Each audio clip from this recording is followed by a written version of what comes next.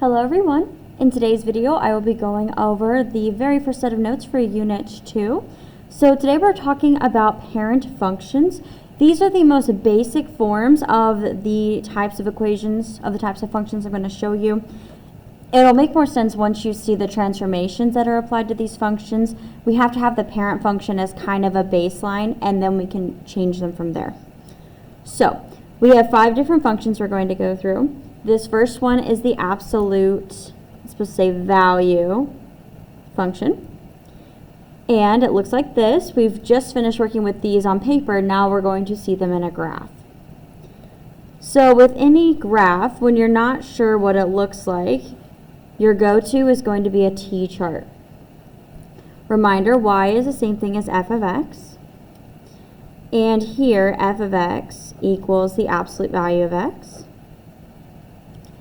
And for my x values, my go-tos are -2, -1, 0, 1, 2. So I'm going to plug these in to get my y values. F of -2 is the absolute value of -2, which is just 2. F of -1 is the absolute value of -1, which is just 1. F of 0, absolute value of 0 is just 0. F of 1, absolute value of 1 is 1. And f of 2, absolute value of 2 is just 2. There's my table. So now I'm going to graph these. -2, 2, go left 2, up 2. -1, 1, left 1, up 1. 0, 0, it's the origin. 1, 1, right 1, up 1. 2, 2, right 2, up 2. Once I have 5 points on the graph, that's enough for me to see what's going to happen to it. So from here, if we follow this, it's going to look right about that. And this is just your best sketching. It doesn't have to be perfect. So this is what the finished product looks like. Now let's identify these parts of the graph, starting with domain. So for domain, this is our x, the range of x values, and we move from left to right. So I start on the left side of the graph and I move to the right. Before I do that, I'm going to write out where the infinities are, just as a reminder. Negative infinity on the left. Oh, that looks like an 8.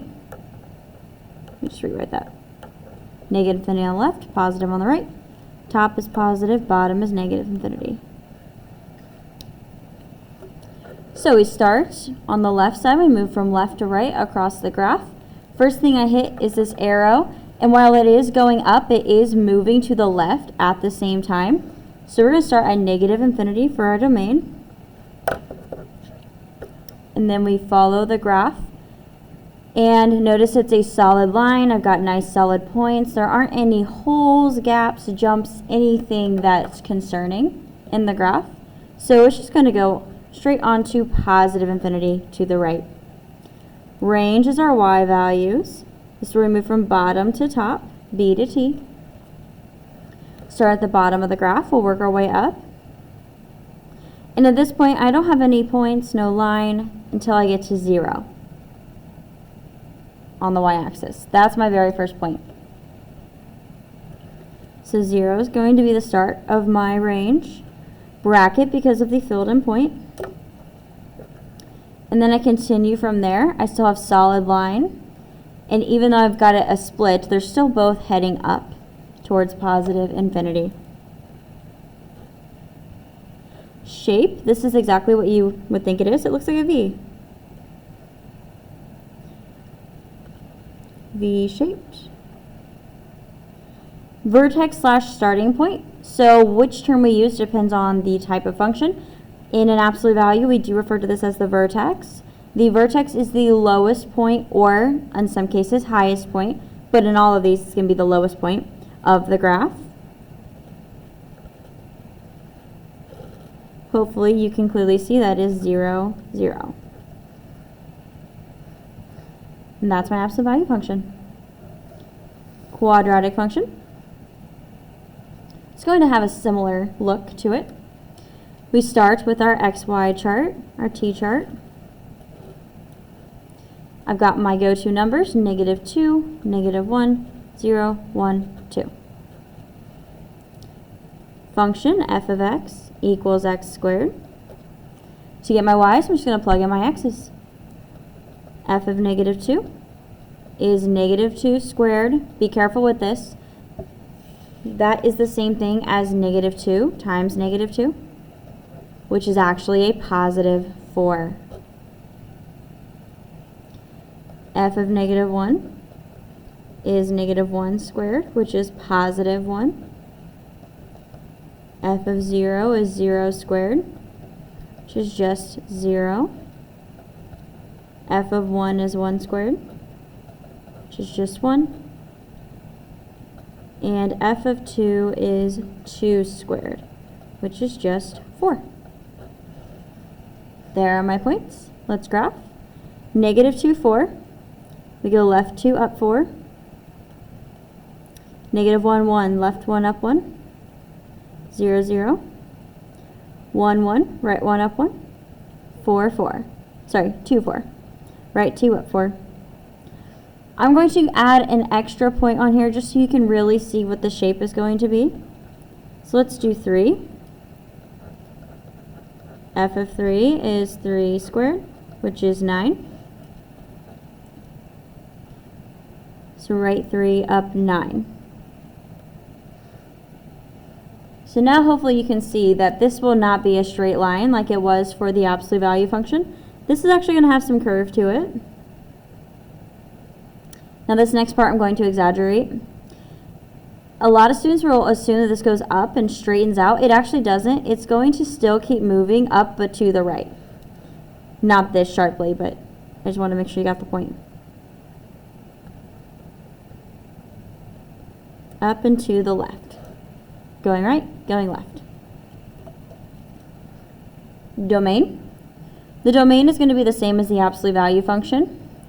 When we move from left to right, first thing we hit is this arrow that is moving to the left towards negative infinity on this side. Slowly but surely.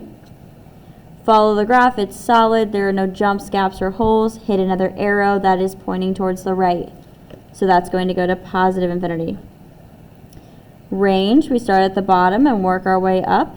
First point is at 0, and it's included because of the point. And following the rest of the way up, that just continues on to positive infinity. Shape, this looks more like a U instead of a V. If I were on Desmos on an online graphing calculator, I could zoom in. As pointy as this may look sometimes, it always has a rounded shape to it. Sometimes you just have to zoom in to see it. Vertex, starting point, is going to be the same as it was for the absolute value. It's still at 0, 0. Next page.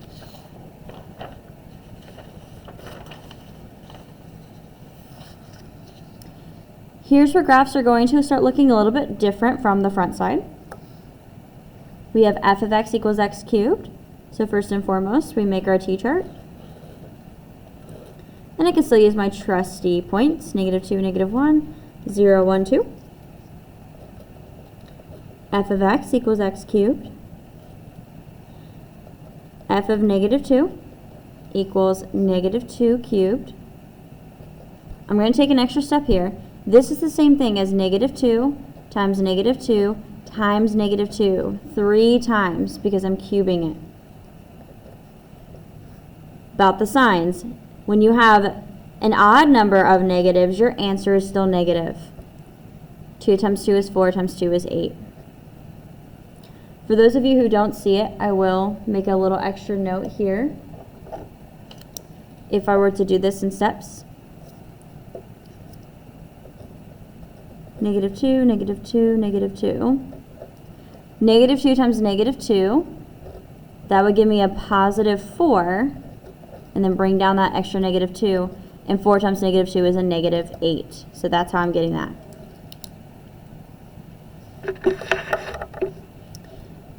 So I got -8 here. F of negative 1, negative 1 cubed. That's still negative 1. 1 cubed is 1. 3 negatives make a negative. F of 0, not much to think about here. 0 to any power, it's still going to come out 0. F of 1, 1 cubed, again, just like the 0, it's always going to come out to be a 1 here.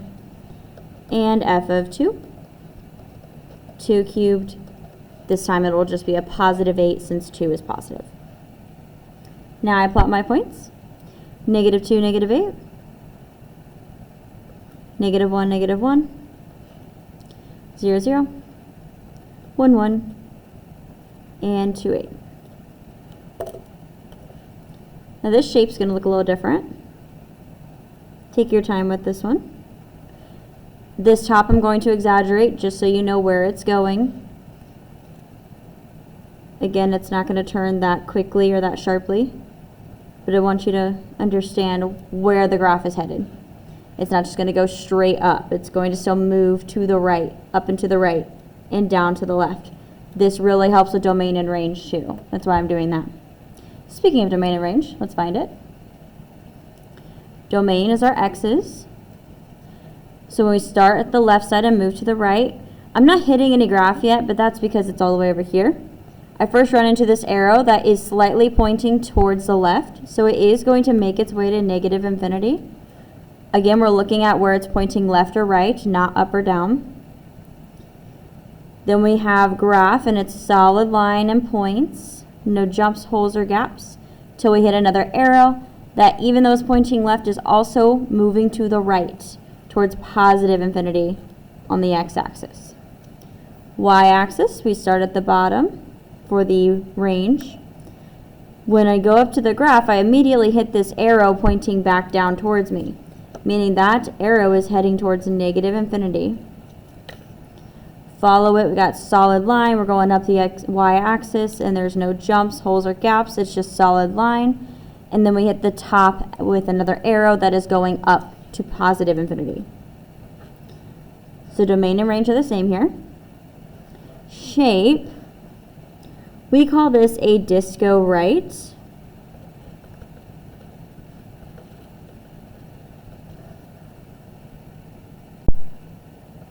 And I want to actually show you, if you were in class, you've already seen this picture, but this is just kind of a funny image to help you remember how this shape looks.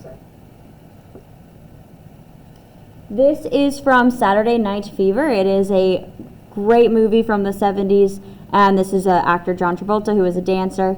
And you can kind of see, it's not perfect, but you can get the idea how his arms are kind of positioned in a similar way to a cubic function. So this is just kind of a nice visual reminder of how the cubic function looks, as it is different from pretty much anything you've seen yet.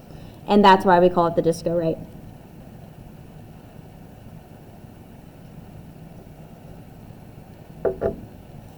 Lastly, this time we don't call it a vertex, we call it a starting point.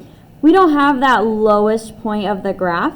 So instead, our starting point is kind of at the center of the graph. It's what everything's centered around is the best way to explain it. And it's still going to be 0, 0.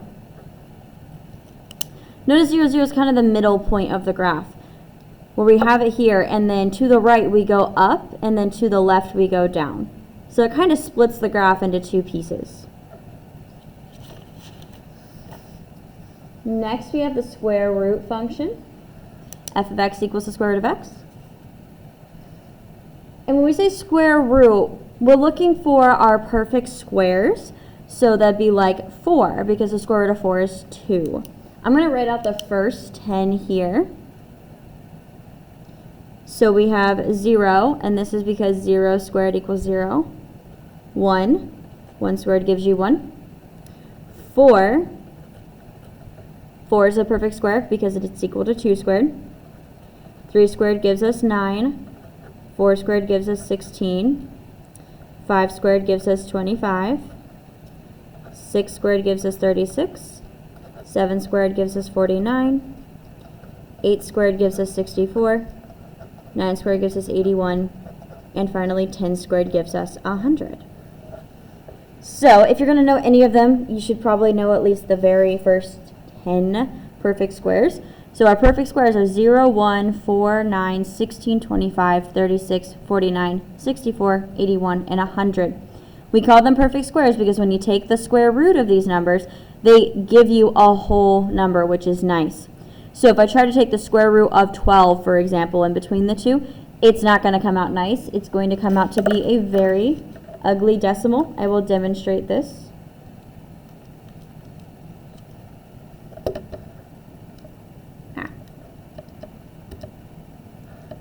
So notice square root of 12, not a very nice number to look at.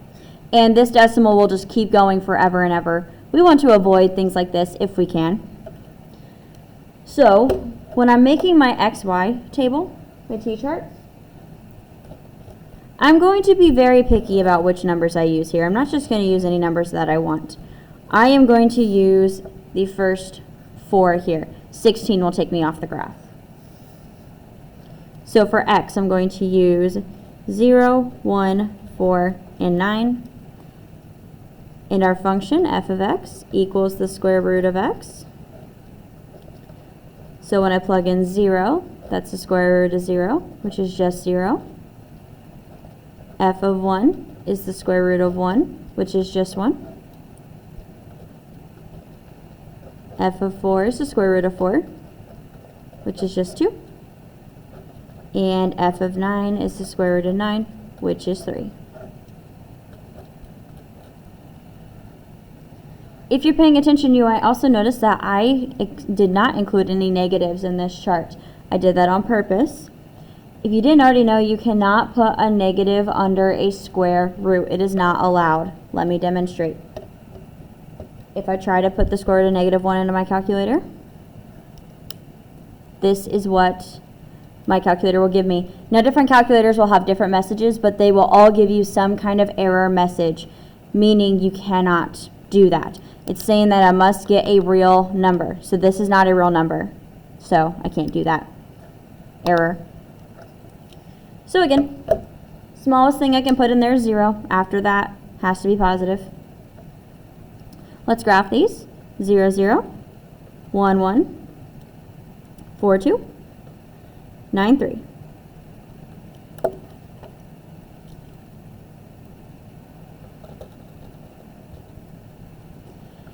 There's my graph, and this is going to keep going up, obviously to the right, but it is going to keep moving up. It's not going to flatten.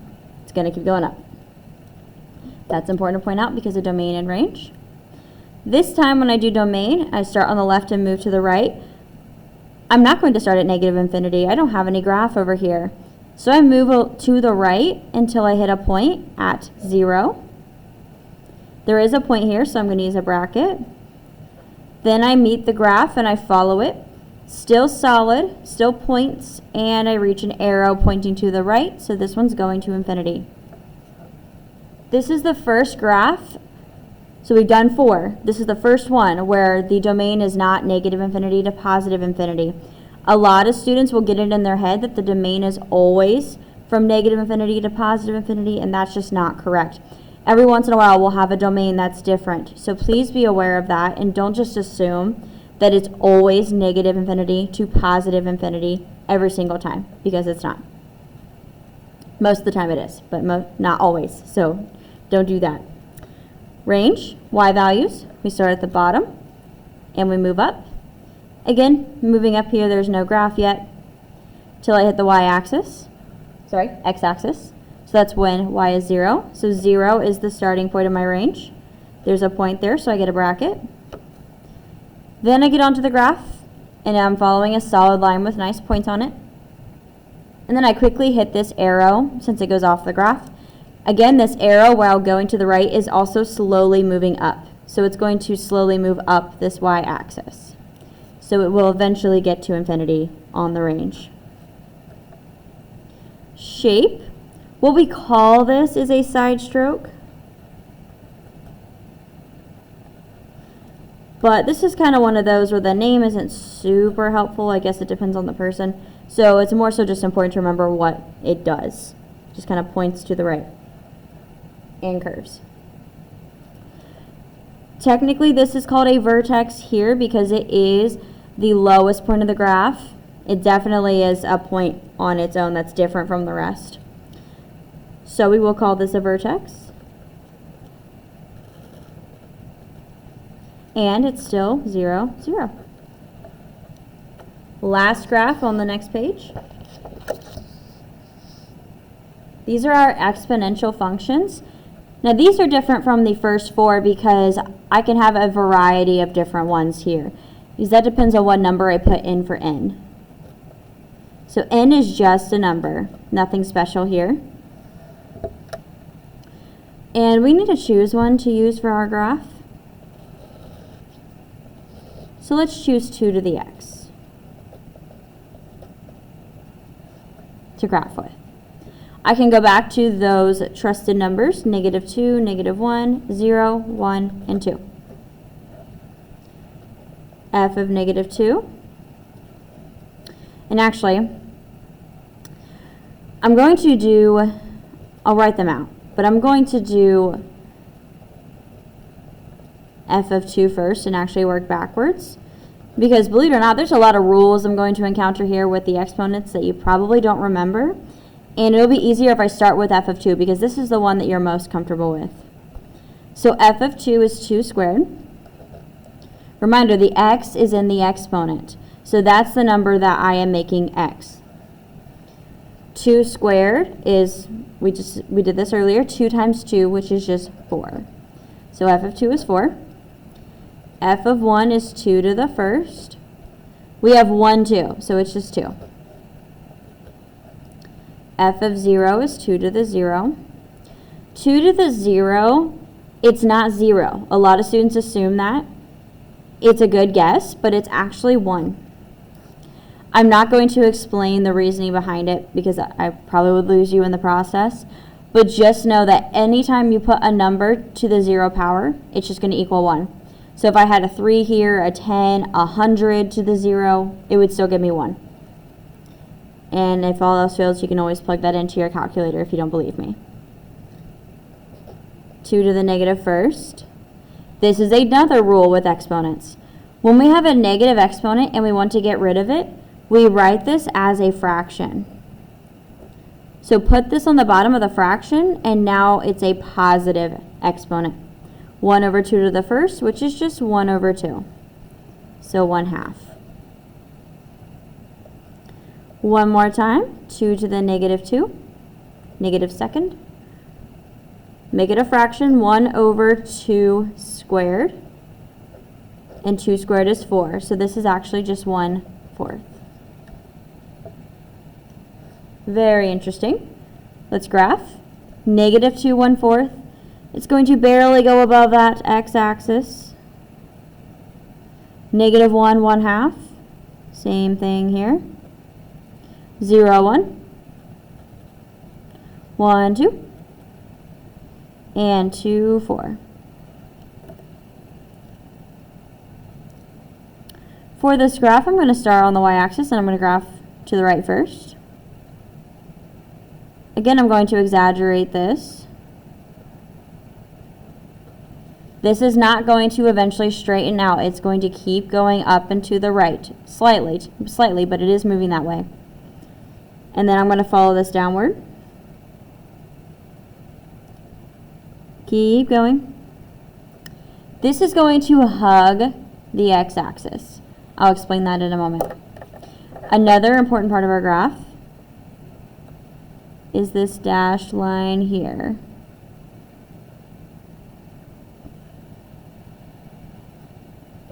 This special line I just drew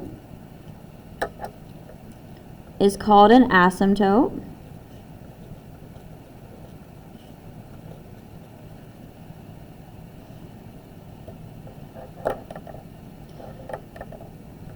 An asymptote is a line that the graph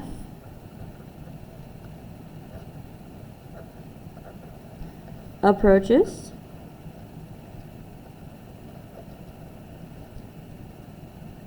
is key here, but never touches.